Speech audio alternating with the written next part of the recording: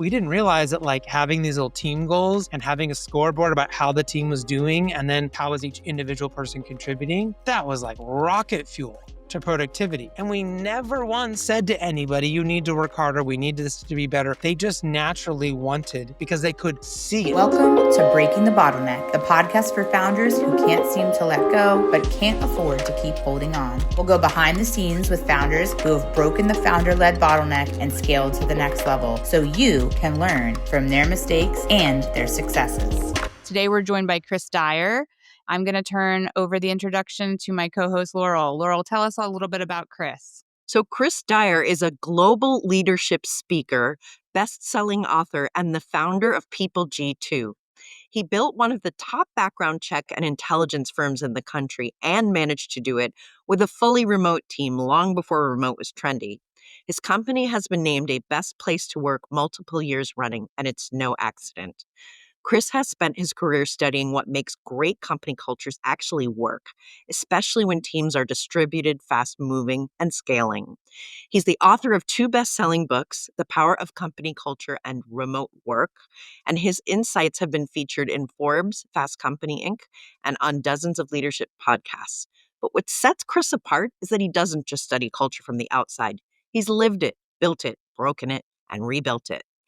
These days, he works with leaders across the globe who are ready to stop treating culture as a side dish and start treating it as the main strategy. Hey, Chris, welcome to the show. I'm super excited to have you. It's been a really long time since we've been talking in real time, and I know a lot has changed in your world hopefully for the better. It looks like for the better. So I want to just jump right in and see if you can share with our audience an example of a time when you felt extreme pressure to move in a certain direction that felt out of alignment. And I know I have one story in mind, but maybe you have more than one. And how did you reconcile in that moment? Well, it's funny you already have a story. So now I'm curious what story you think you have, right? And hello, thanks for having me on the show. Good to see you. Good to see you, Laurel. Yeah, so I don't know. I mean, I'm curious. What is the story? Because maybe I've forgotten. So I know you from the People G2 time. And so one of the first stories you ever shared with me was the day when you had to decide, do I close my business or do I go fully remote overnight? And that was at a time when that wasn't a thing people were doing, right? And so I love that story because it's such a big decision and it's, it was a successful one for you. But if you have something else you'd like to share, that's No, totally fine too. and I tell this story very often in a lot of my keynotes that I remember the day very clearly. It was like, summer in July, and I'm just finally getting home from work. It's like super late at night, and I walk in the door, drop my bag, plop on the couch, and my whole body just sinks, into the couch like it's lead. And my head's spinning, and I'm saying to myself, like, I can't believe this is happening again. And the problem that I was having was that the business was about to die. We had really doubled down on mortgage companies. They were fantastic for business until they went out of business, right? And so I went from losing 40% of my clients, 40% of my receivables, and I pulled my senior team together and said, what are we going to do? And they stared at me and said, basically, whatever it is you tell us to do, boss, right? And I was really frustrated. And so I brought all the leaders in, like 200 people in. And I said, here's what's on the line. Here's what could potentially happen. And like, what are we going to do? How are we going to fix this? Like, how are we going to survive? And they all stared at me. And so I brought everybody in thinking, got thousands of people under my belt here, that someone's got to have a great idea. And I again put it on the line for them, was very honest and said, we may not make it. Like, we've got to figure out new direction, new way to save money, like new line. We got to figure something out.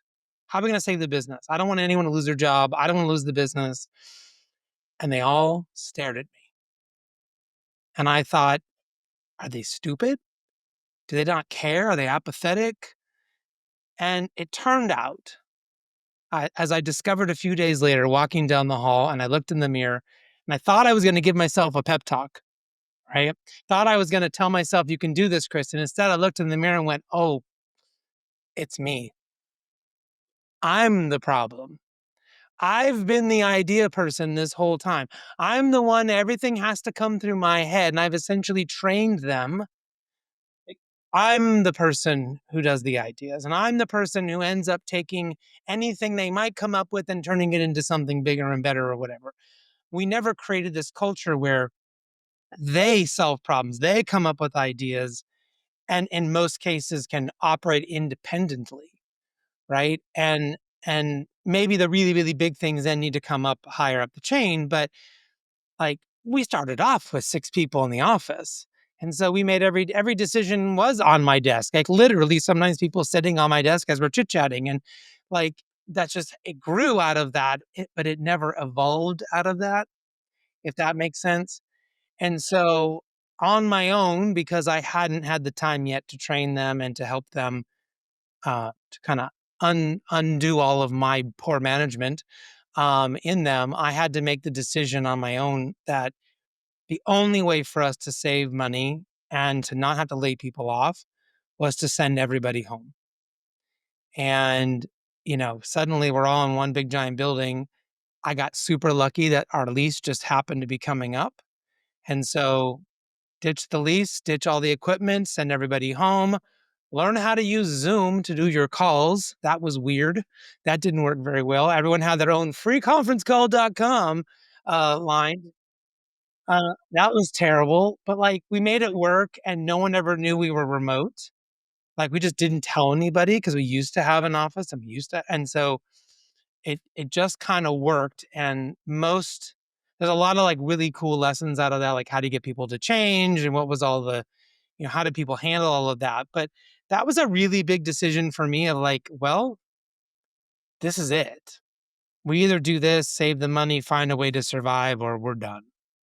And so I didn't do remote work to like, I don't know, be a hero. I didn't do it to like be on the front lines of something new and amazing. It was survival. It was just like, how do we keep this thing going? I mean, so that's a completely different version of, I mean, same bones, integrity of story, but like a different telling of the story. And you had never shared with me the part about the idea guy part, which is so relevant to, the work that we're doing with our clients is so many of the people that are coming through our doors have a very clear sense of what their brand is, but they haven't really taken that time to externalize it, to operationalize it. And I know I'm guilty of this, right? Like I hired a social media management company a couple years ago and I thought like I know exactly like what I want things to look like, but I didn't have a good resource to give to the team. And it wasn't, and this is something I hear a lot and what kind of what you're alluding to. It's not that it's not a good job. It's just not a you job. It's not the founder's job. And being able to like let go of that need to have everything be your exact way and just making sure that everything's in integrity it's a hard transition to make, and we do that with our brand IDQ system, and that's available on our website if anybody wants to go. But I'd love to hear from you as a follow-up. What do you, because it seems like the work you're doing now with your speaking and your writing is more in that culture of creating that culture of shared responsibility and ownership. And what would be your advice for somebody who's really like on that edge of being able to share the worth is what I talk about. Like give everybody the opportunity to rise to the occasion. What's the infrastructure for that? So probably I'll tell you two kind of quick things. The first is if you really want to be dedicated to it, then go spend the next year and never make a decision for anybody that you are in charge of, right? Don't ever make a decision for them. Now, you can guide them, you can help them, you can, but and with rare exception, I mean, if they show up in your door and they're like going to do something illegal or something that's going to cost your company like gazillion dollars, like sure, maybe you need to put the brakes on. But in most, what I found most of the time, if I just said, "What do you think is the best option?" Okay, go try it. Even though I knew I'm like, well, that's not going to work, but I had to let them go and try it and figure it out and come back to me and go, you know what? I tried that. It didn't work. But then I figured this out. Or the client actually suggested that you should do it this way. And I'm like, huh. But now they learned how to make decisions, how to be confident. They also got the confidence that I wasn't going to freak out. I wasn't going to yell and scream. I wasn't going to fire them, right? I was showing confidence in them. And the one thing that I learned, and it was sort of like a duh, because my grandfather was this person who would just exude confidence in you that you didn't even know you had. Like, I remember he took me out to go drive 15 and a half. Like the day I got my permit, he showed up and he goes, let's go driving. And I got in the car and he put his seat back and started taking a nap. Right? Like there was no like, oh, watch out for this. Or he was like, go have fun. He just started taking a nap. Like he was, you're fine. You're great. Like, and yeah, I could have woke him up if I didn't know where I was or I needed help. Or every once I wake up, you everything all right? Yeah, okay. And he'd go back, take a nap. And that I just remember him being so confident in me that I was going to be fine, that I wanted to do my absolute best for him. Right. Instead of him nitpicking me and, "Oh, watch out, and you're a little too close to that car, and make sure you leave 3 feet in front of you in the car." Like, the stuff my mom and dad were doing was driving me crazy or making me full of anxiety, right? And he's just like, "Yeah, you'll be cool. You're fine." Right, and that's the kind of confidence I wanted to give my employees of, "You got it. You can figure it out." I have a question about this, Chris. Did that come naturally to you because of what you saw modeled for you, or did you have to do some work on yourself as a leader to fully trust your employees?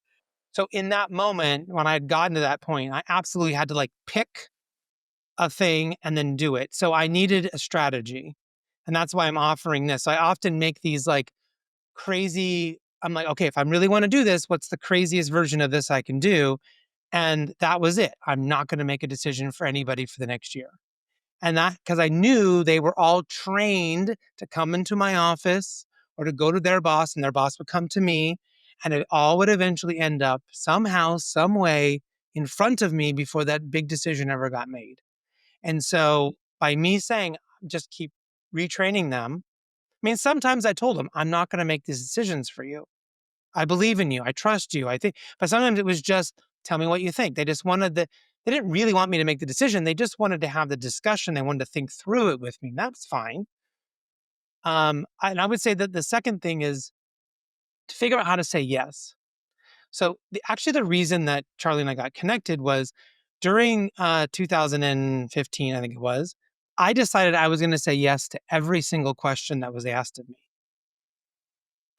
And that led me to some crazy situations, some amazing business opportunities, and actually ended up getting me in the middle of freaking nowhere in Guatemala at a remote conference, right? And no offense to Charlie, anybody, but like on paper, I should have never gone to that conference, right? I didn't go. She didn't go. Um, but like I shouldn't have gone. Had a family at home. I had a business to run, but I said yes because I'm going to say yes to everything for a whole year. I didn't tell anybody I was going to say yes to everything. I didn't, that was my own private thing, but I kept finding my way into these amazing opportunities. And what's really interesting is that when I was leaving that event, I realized that like for the what we thought the event was going to be or not be, that didn't matter. What mattered was the people that I met when I was at that conference. And the relationships that I built were so vital and so important. So many of those people, there's about 12 people that of the group that was there that I'm so close with, that I do business with, that refer business to me on a regular basis, still to this day, that I refer business to them. Like the bond that we created while sitting up on top of this thing with volcanoes going off while we're doing our keynotes, like it was this craziest situation. As I was walking out, I said, I'm going to buy a little necklace that I had found and I'm going to wear it until it falls off just to kind of remind myself to say yes. I still have it. Like, it's 2025. I still have this. It's broken, a little worse for wear, but it still hasn't fallen apart. It still hasn't come off, and I still reminds me to say yes, reminds me to be open, and reminds me to not, like, cut people off because I think I know more than they do, or I think I already have the idea, or I already know what the decision should be. I need to be open and say yes. So if you can take one of those, I wouldn't suggest both at the same time, but if you can take one of those two and start implementing that into your everyday life as a leader, as an owner, things just radically change. Speaking of saying yes, I do have a question for you, Chris, about how did saying yes to going remote open up your business? What insights did you get when made that decision out of survival, but you actually ended up, it sounds like it was successful for you. So, um, how did that change things? Well, remote work, um, it actually removed a lot of cancer in the organization because things had to get very, very clear when we weren't all in the office. So, who does what and who did what and when did they do it and all those kinds of things suddenly had to be very visible. We had to sort of change how we operated. We found out there were people who were going in. We used to have these like baskets of work, and you were supposed to go and grab the files on top, and you would go and do your work. And then when you were done, you'd pass it off to the next group. We had to obviously digitize and change all of that because we weren't in the same place. But what we found out is there were certain people cherry picking. They weren't just grabbing the top 5 files, they were looking through them, finding the 5 easiest files, right? And leaving the hard ones for other people.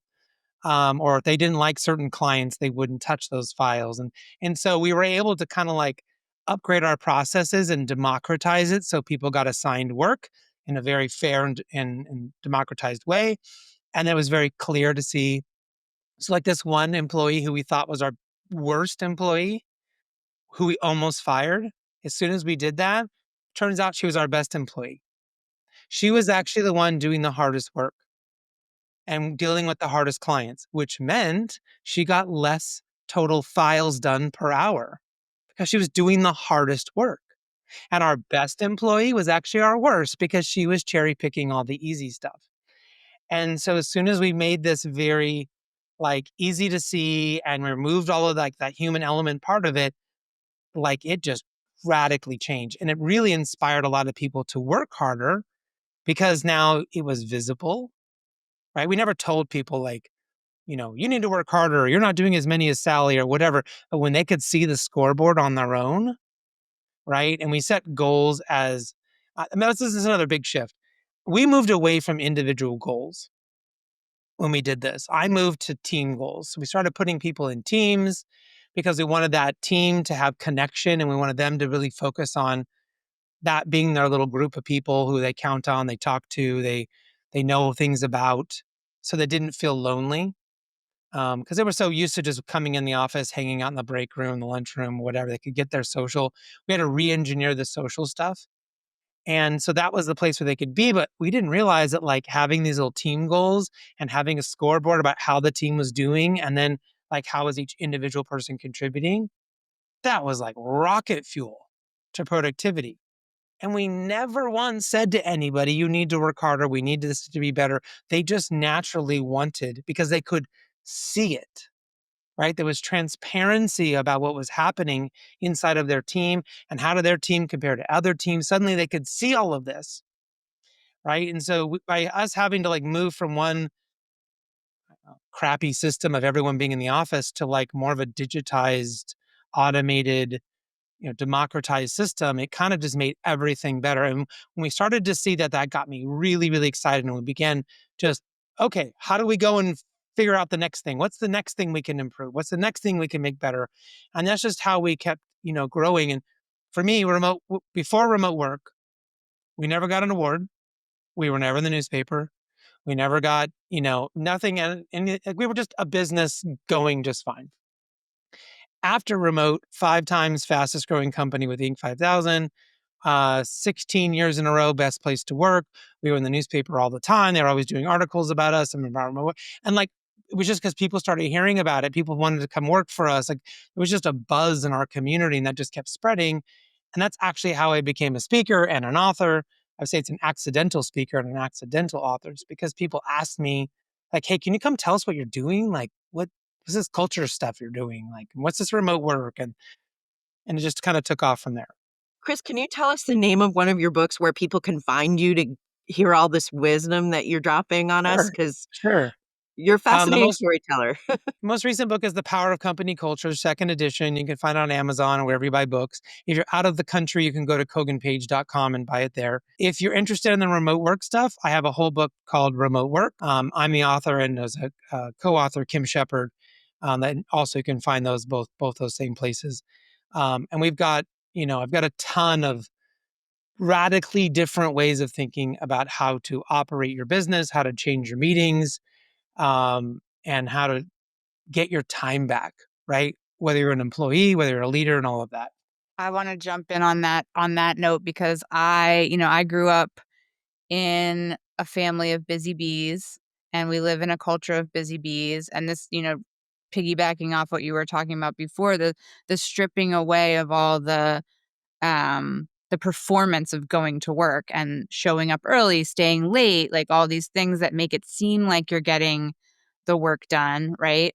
Um, but that's not always the case, right? Some effectiveness and efficiency and productivity, like if you're really being productive, you're done at some point, right? And you have a beat. And so I guess I'm curious, as somebody who's, had success in two different industries with, personal brand more over here with what you're doing now, and more over here with People G2, a culture oriented brand.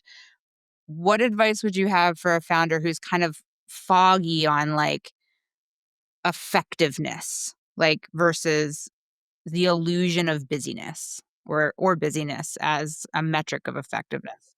Well, I mean, like if you're looking at from the perspective of that owner, that CEO, that person, right? I mean, there's the two most important things are cash and time for that person. So, do you have enough cash to run your business, and do you have enough time, the right amount of time to do the work that you need to do for your business to be successful? And I talk to owners all the time, and I'm like, okay, what's the thing that you do? And they're like, well, I used to be out there, drumming up business. Like I love talking to these people and I do this stuff. And I'm like, cool, what do you do now? I sit in meetings all day long talking to my managers. And I'm like, okay, well, let's stop that now. Right. Like if what you are really good at is over here, then go do that, please. Right. Or some owners are like, well, I'm really good at like designing the thing and coming up with new products. And like, cool, what do you do now? I sit in meetings all day long and I talk to employees. And okay, just hire a COO for that. You can hire somebody else to, that's what you need. Like you gotta, so you have to really figure that stuff out. Now, if you're thinking, how do I help my people? Some of the biggest things that we can do are help people uh, deal with their task load. And so typically what happens is we have someone who's doing well. They might be a top performer, they might be a good performer, and what happens is we like people. This is called the halo effect. We like people who do a good job. And because they did a good job, we're going to give them more things to go do a good job with, right? We're going to keep just piling it on and piling it on and piling it on until either they quit, right? Because they can't handle it anymore. They just don't know what to do because you've given them so many things to do, they just can't do it anymore, right? Or they they burn out, or just they just suddenly stop performing and they have to just like literally self-sabotage to change their perspective. um so what I my one of my biggest jobs was talking to people, high performers, to top leaders, top managers, and say, what are the things you're working on now? And then I would say, what new things have you started to bring into your your atmosphere? And they would tell me, oh, I'm doing these three things. This is really important. We've got this big project. And then I would say, well, what have you gotten rid of? And that's the question I don't think leaders ask enough of their people or their other leaders. What have you gotten rid of? Because they don't. They just hold on to it.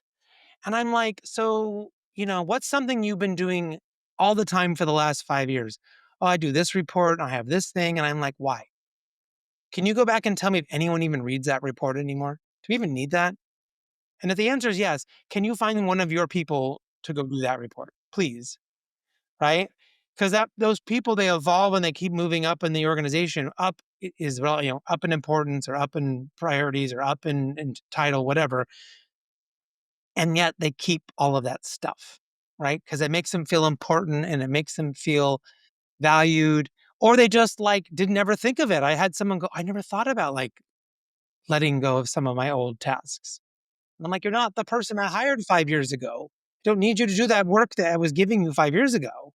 Chris, I worked for a nonprofit where one of the staff wouldn't accept your form if it wasn't on gold paper. You had to go back and redo the form if it wasn't on her paper and it becomes like this fiefdom. People, get very territorial about the work. And I love that you have eliminated performative work in your organization.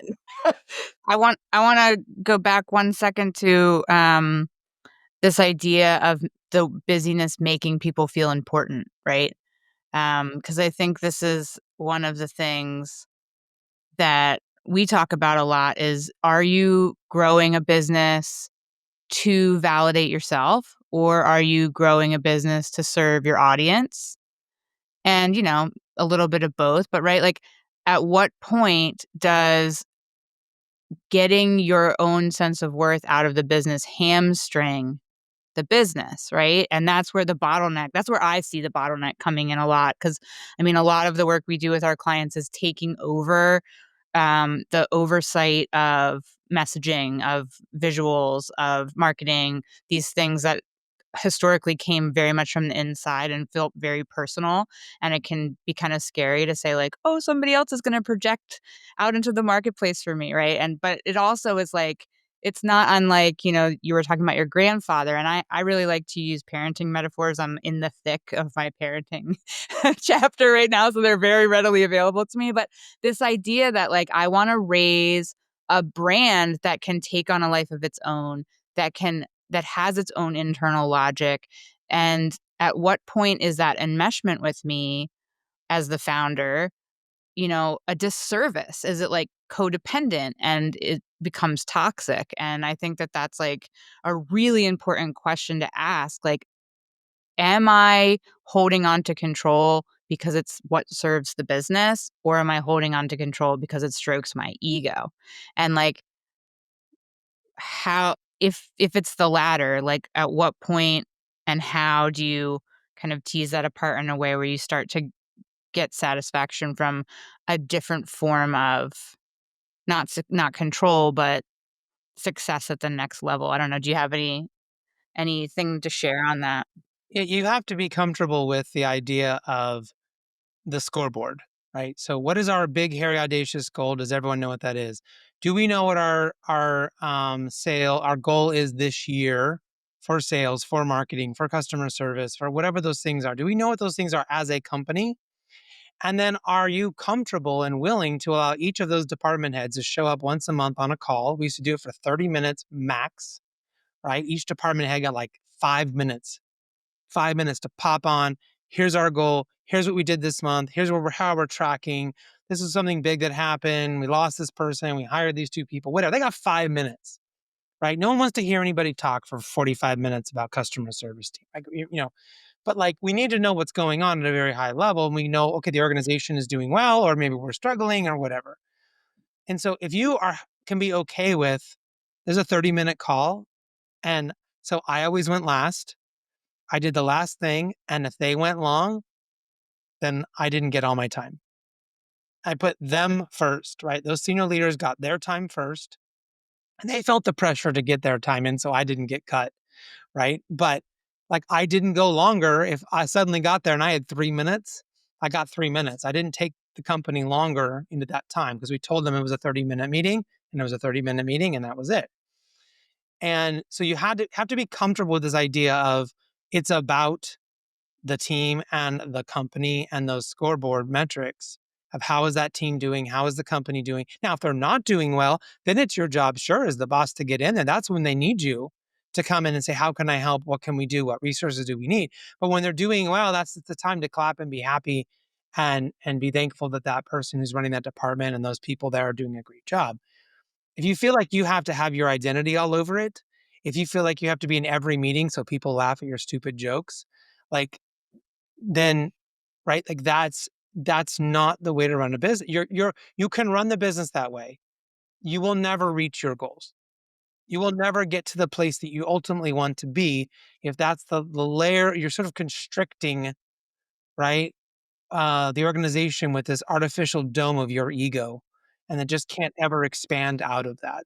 Yeah, I just published our most recent newsletter about the importance of ego to strong brand, because like we tend to think about ego as like narcissism or inflated confidence, but like where you're talking about that ability to um oscillate between releasing control and being, jumping in and righting the ship, that actually requires like a lot of ego strength to be able to try on those different personas and like show up in the way that is necessary and to have the awareness of that and to have like all those different ways of operating at will, right? Like to be able to choose how you show up. And a lot of people I think really struggle with like they get kind of stuck. I was listening to another podcast the other day and the guy was a coach for this break the man box, the break the man box phenomenon where we're not so tough and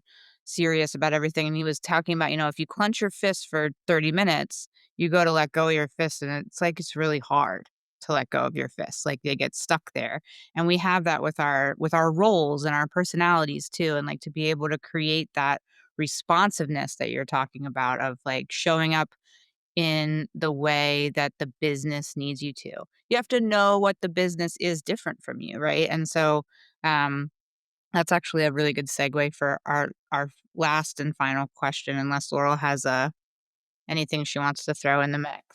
I am curious about like how you created the personal brand separate from the company brand in terms of that decision. Like I feel like I want to know a little more about that if we have time, but if we don't, we can move on. I think we do, and I think that doesn't disrupt the segue. So let's So have at it. there's actually a good connection here. So there's the like part where you are sort of being a servant leader, where you're really thinking about how do I, allow those groups again with that scoreboard mentality and allow that to go right. But on the flip side, you should be very clear about who you are.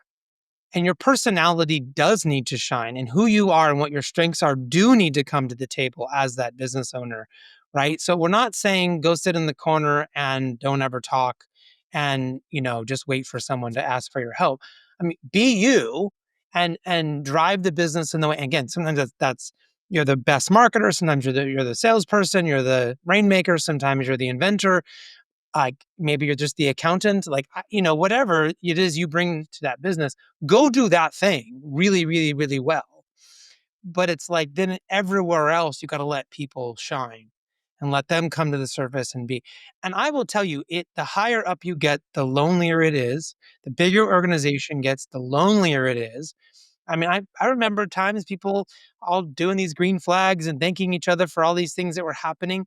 And I'm looking at it and going, I know what we talked about in the senior meeting, and I know that like those 5 things they just talked about were my idea, and they're thanking their boss for it, but you know what? It didn't matter. It didn't matter that like it really was my idea, that the first inkling was actually mine. They're happy that they got the thing, and they're really happy with their boss, and that's what matters. It didn't matter whether they knew I was the one 3 months ago in some senior meeting was the one who came up with the idea. Like, if that's your trip and you had to like then jump in and be like, "Well, I came up with that idea." That's where you get messed up. That's where ego is screwing you up, right? So take some humility or just like, does it really matter? But what mattered is that those are my people are happy. That's why I came up with the idea. And are they happy? Yes. So that transitions into the personal brand. So what we found was that people started asking me to come and speak and to write. And when I would go and speak, I would walk out of the room with a handful of business cards and a whole bunch more business. And so it became very clear I needed to build up that brand as a parallel to the business, because every time I would go and talk when it was to a group of my potential clients, it was very lucrative for us. And so it made a lot of sense to really spend money and to bolster the personal brand while I was still at People G2. That may not have been the case in other businesses, but this worked, right? I tried to go talk about background checks and people either got freaked out or they fell asleep. So instead, I started talking about what our company did and our culture and our remote work and all that. And then people loved that. And they were like, this is amazing. I know. What do you do again? Background checks? Yeah, sign us up. It was weird. I was just kind of this weird correlation. So it just, that part worked.